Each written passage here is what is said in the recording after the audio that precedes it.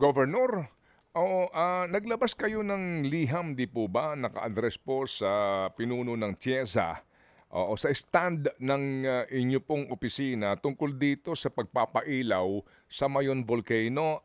Pwede ho ba ninyong bigyan lang po ng informasyon ang mga Bicolano at mga Pilipino nanonood sa atin ngayon? Ano ba ang laman ng inyong liham po? Go ahead po, Governor.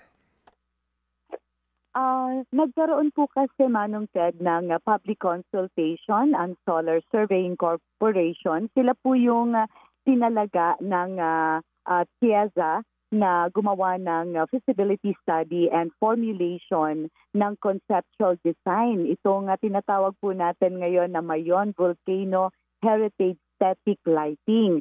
So dito po namin nalaman na meron po ganitong pinopropose na project.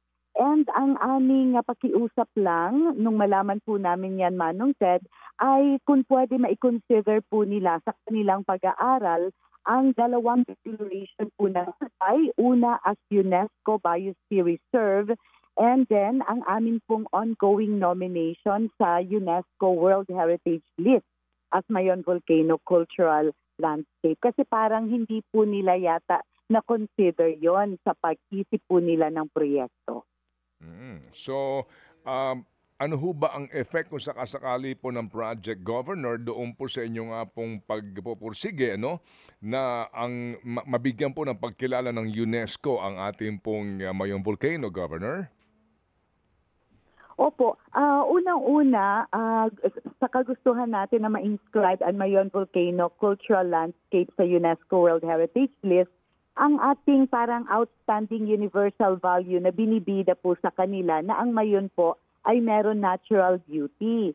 And with the lighting po, syempre magko-conflict po ito, Manong Ted, sa argument namin. Oo.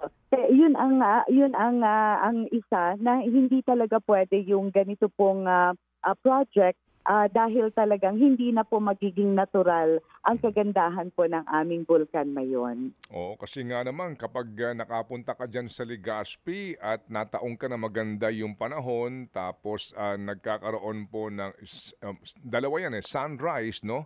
At saka yung sunset, kita mo na yung beauty, no? Ganda. Nung volcano. Majestic view. Natural, no? Yes. Natural na beauty. Hindi mo na kailangan ng makeup para Pilipina. Kailangan ng filter. Oo. Okay. Okay, siya, go Sige ahead. po. Manong Ted, naiintindihan din naman namin kasi parang parehas lang naman talaga yung obheto namin na dumami yung turista dito sa Albay.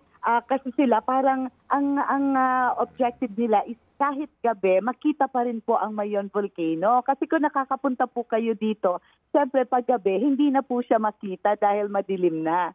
So parang ang ano nila is kagaya ng ginagawa din sa iba pang mga iconic landmarks sa buong mundo na pinapailawan po para magkaroon daw ng parang wonderful display of lights and sounds na ganyan din po ang gusto nilang mangyari dito po sa Mayon Volcano.